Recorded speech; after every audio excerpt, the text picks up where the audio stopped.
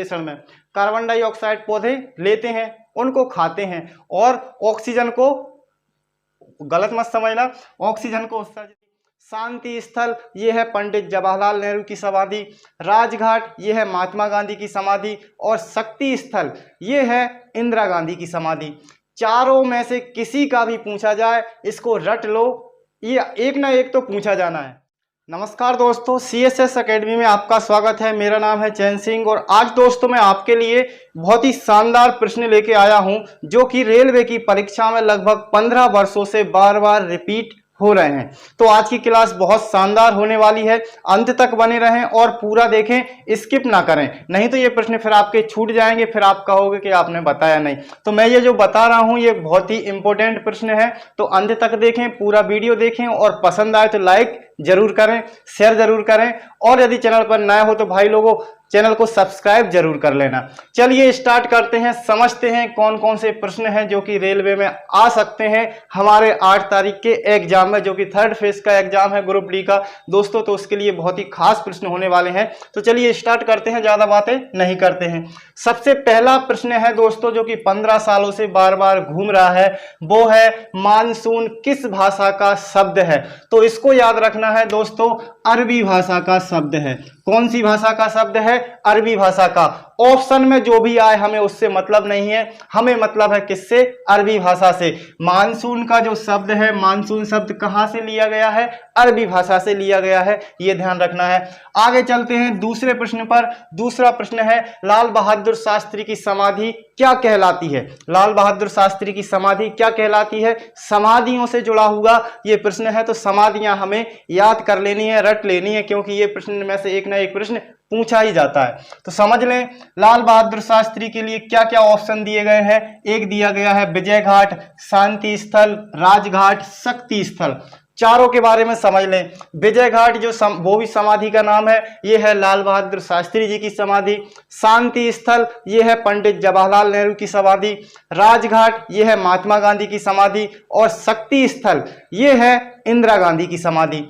चारों में से किसी का भी पूछा जाए इसको रट लो, ये एक ना एक तो पूछा जाना है। चाहे लाल बहादुर शास्त्री का पूछ लें, चाहे पंडित नेहरू का पूछ लें, चाहे महात्मा गांधी का पूछ लें, चाहे पूछ लें इंदिरा गांधी का, एक ना एक तो पूछा जाना है, ये तो फिक्स है। तो चारों का बता दिया मैंने, आप याद कर लेना। तो इसका तो कौन सा होगा?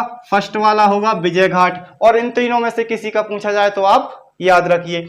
आगे चलते हैं, अगला प्रश्न है यामा कृति के लेखक कौन है? यामा एक कृति है, इसमें कविताओं का संग्रह है और दोस्तों ये लिखी है महादेवी वर्मा ने। किसने लिखी है? महादेवी वर्मा ने। तो ये आपको याद रखना है। इसके बाद चौथा देखिए, सबसे कठोरतम पदार्थ निम्न में से कौन सा है? ये पर्यावरण का प्रश्न है, 5वीं 6वीं में हम पढ़ चुके हैं। तो इसका आंसर है दोस्तों हीरा। सबसे कठोरतम पदार्थ कौन सा होता है? हीरा होता है। इसको बस याद रख लेना है। इसी प्रकार देखिए पांचवा प्रश्न है प्रकाश संश्लेषण में हरे पौधे डैश डैश छोड़ते हैं। क्या छोड़ते हैं? प्रकाश संश्लेषण का दोस्तों प्रश्न आ जाए तो बस उसमें यही याद रखना है कि जो प्रकाश संश्लेषण की क्रिया है उसमें पौधे कार्बन डाइऑक्साइड अपनी ओर लेते हैं और ऑक्सीजन का उत्सर्जन करते हैं, ऑक्सीजन छोड़ते हैं। कार्बन डाइऑक्साइड लेते हैं, ऑक्सीजन छोड़ते हैं। तो क्या होगा? इसका आंसर होगा हमारा ऑक्सीजन। बस अब हमें ऑक्सीजन पे ध्यान रखना है। दो कैसे याद रखना है? प्रकाश संश्लेषण में कार्बन डाइऑक्साइड पौधे लेते हैं, उनको खाते हैं और ऑक्सीजन को, गलत मत समझना, ऑक्सीजन को उत्सर्जित करते हैं।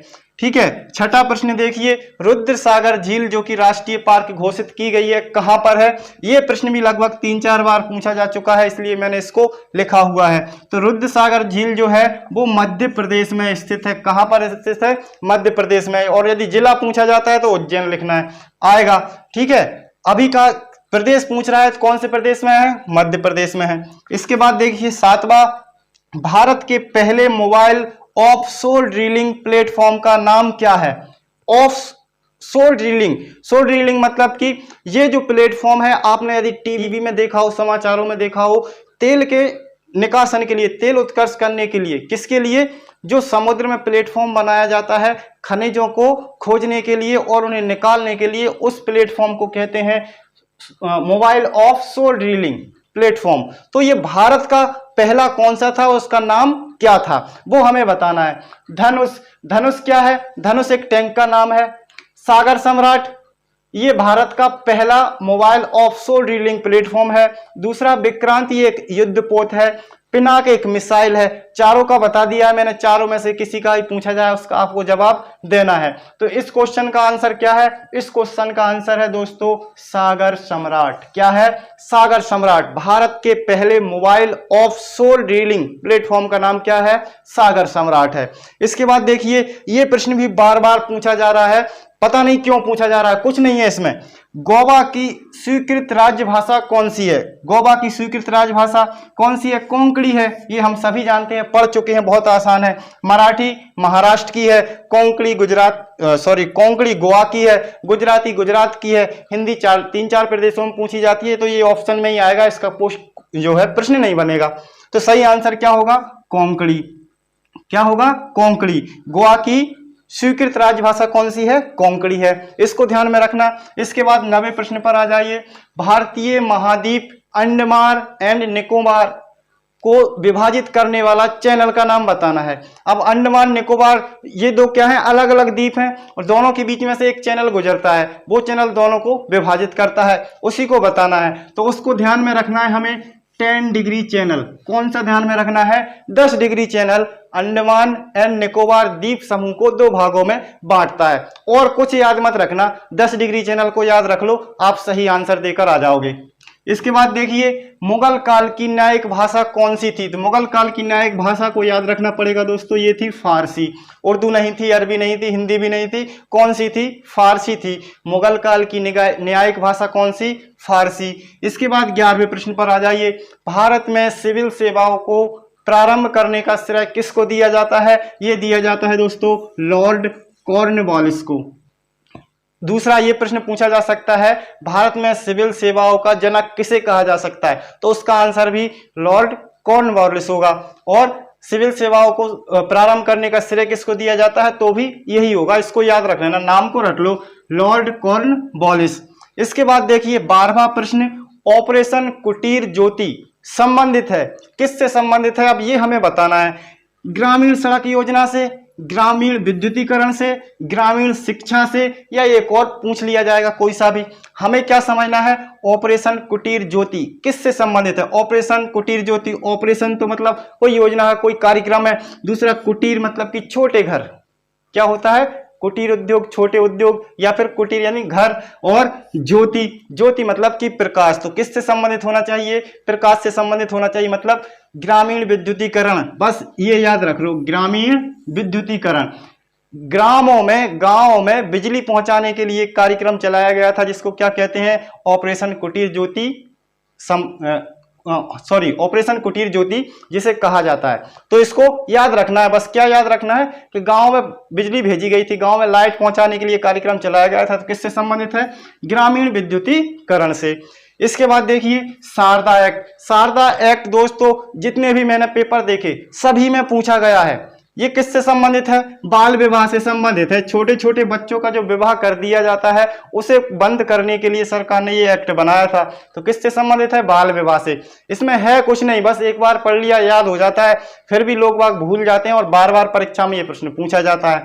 तो क्या है ये शारदा एक्ट, किससे संबंधित है, बाल विवाह से। सती प्रथा से नहीं है, पर्दा प्रथा से भी नहीं है, महिला उत्पीड़न से भी नहीं है, किससे संबंधित है, बाल विवाह से, ये याद रखना।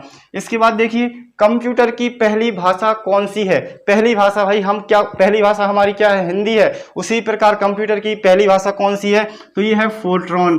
कौन सी भाषा है, फोर्ट्रॉन भाषा है, इसे याद रखना। ऑप्शन में जैसे C+ आ जाए, C++ आ जाता है, जावा आ जाता है, तो ये सब क्या है, कंप्यूटर की भाषाएं है, लेकिन पहली भाषा कौन सी है, फोर्ट्रॉन भाषा है। सही आंसर तीसरे नंबर का, जिस भी नंबर पर दिया जाए उस पर टिक कर देना है।